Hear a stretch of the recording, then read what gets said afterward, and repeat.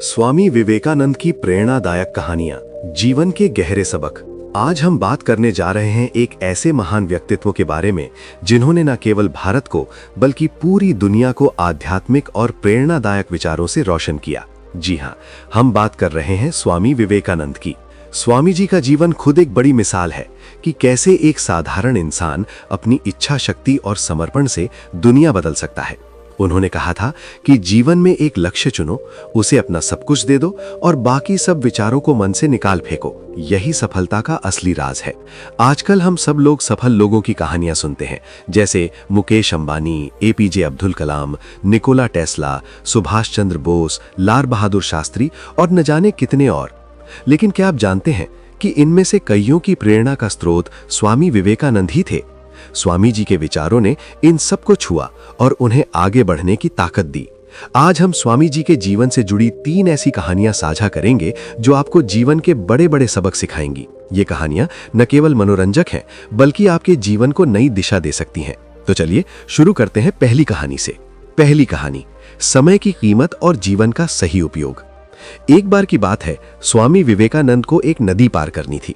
वे नदी के किनारे खड़े होकर नाव का इंतजार कर रहे थे। तभी एक साधु उनके पास आया और पूछा, क्या आप स्वामी विवेकानंद हैं? स्वामी जी ने मुस्कुराते हुए कहा, हाँ, मैं ही हूँ। साधु ने फिर पूछा, यहाँ क्या कर रहे हैं? स्वामी जी बोले, मुझे नदी पार करनी है, इसीलिए नाव का इंतजार कर रहा हूँ। साधु हंस पड़ा और बोला, आप इतने बड़े संत हैं, इतने लोग आपको अपनी प्रेरणा मानते हैं और आप नदी पार नहीं कर सकते? देखिए मैं कैसे करता हूं। इतना कहकर साधु ने अपनी विशेष शक्ति का प्रदर्शन किया। वो पानी पर चलकर नदी पार कर गया और फिर वापस लौट आया। गर्व से बोला, देखा, मेरे पास इतनी शक्ति है, इतना ज्ञान है, लेकिन मुझे कोई नहीं जानता। आपके पास ऐसी कोई शक्ति नहीं, फिर भी पूरी दुनिया आपको जानती है। स्वामी जी शांत रहे और मुस्कुराए। उन्होंने साधु से पूछा, ये विद्या सीखने में तुझे कितना समय लगा? साधु ने जवाब दिया, पूरा 15 साल। तभी स्वामी जी की नाव आ गई। वे साधु को साथ लेकर नाव में बैठे और नदी पार की। पार पहुंचकर स्वामी जी ने नाविक को पैसे दिए, सिर्फ 1 रुपया, जो दोनों के लिए 50-50 पैसे हुए।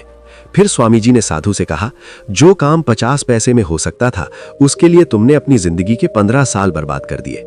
अगर ये 15 साल तुमने समाज की सेवा में लगाए होते तो आज तुम्हें भी दुनिया जानती।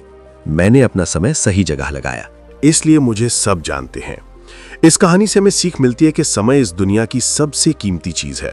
हम में से कई लोग ऐसी बेकार की चीजों में समय गवा देते हैं जिनका कोई मतलब नहीं, जैसे फालतू की स्किल सीखना या व्यर्थ के कामों में उलझना। इसके बजाय अपना समय ऐसी जगह लगाओ जहां से समाज को फायदा हो, खुद को विकास हो, क्योंकि समय गया तो जीवन गया। स्वामी जी का यह संदेश आज भी उतना ही प्रासंगिक है।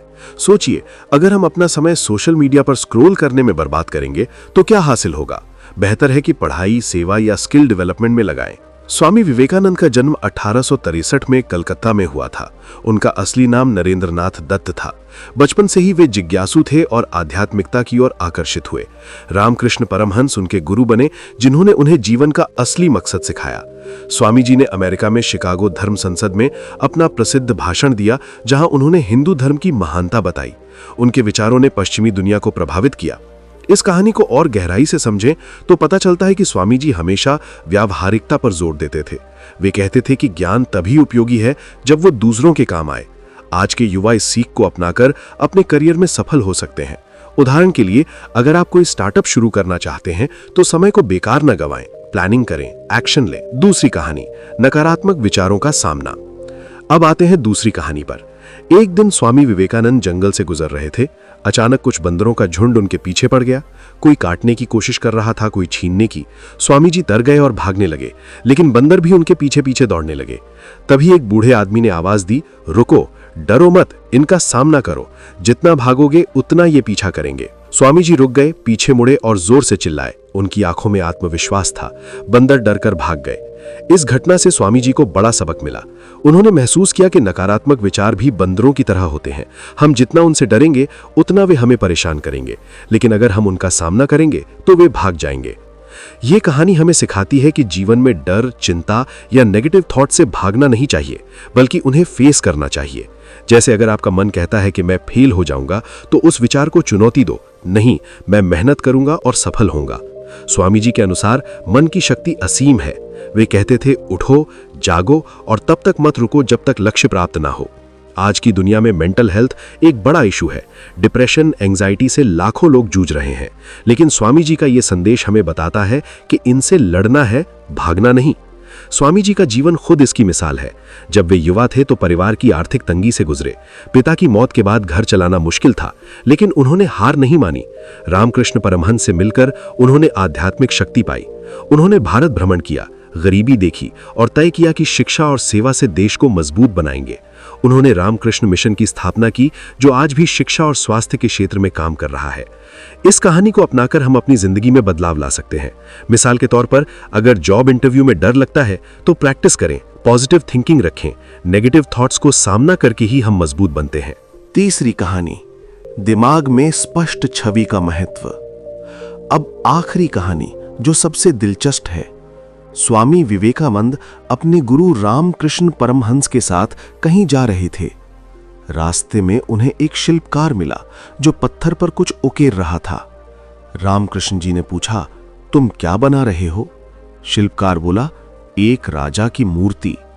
रामकृष्ण जी ने फिर पूछा, क्या तुम्हारे पास राजा की कोई तस्वीर है? शिल्पकार ने कहा, नहीं, लेकिन मेरे दिमाग में उनकी स्पष्ट छवि है। कुछ देर बाद शिल्पकार ने सुंदर मूर्ति बना ली। स्वामी जी ये सब देख रहे थे। उन्हें समझ आया कि जीवन में कुछ भी हासिल करने के लिए दिमाग में उसकी क्लियर इमेज होनी चाहिए। बिना विजन के सफलता नहीं मिलती। ये कहानी हमें बताती है कि सपने देखना जरूरी है, लेकिन उन्हें स्पष्ट रूप से देखना और भी जरूरी। जैसे अगर आप डॉक्टर बनना चाहते हैं तो मन में अस्पताल, मरीजों की मदद की तस्वीर बनाएं। स्वामी जी कहते थे कि विचार ही वास्तविकता बनते हैं। उनके विचार वेदांत दर्शन पर आधारित थे, जहां मन की शक्ति पर जोर है। स्वामी जी ने खुद इस सिद्धांत को जिया।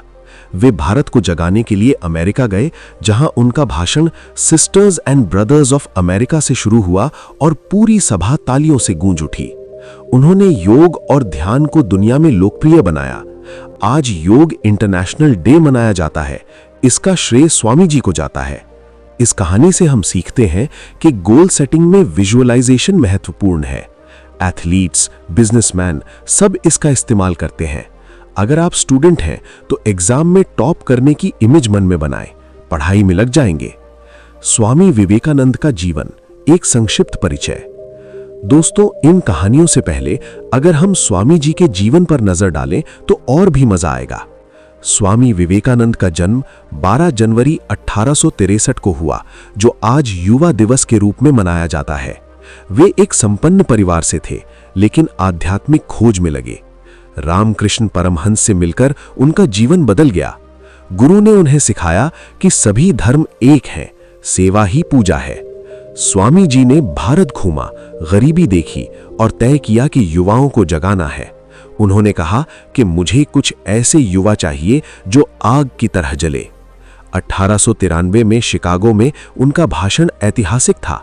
उन्होंने हिंदू धर्म को वैश्विक मंच दिया।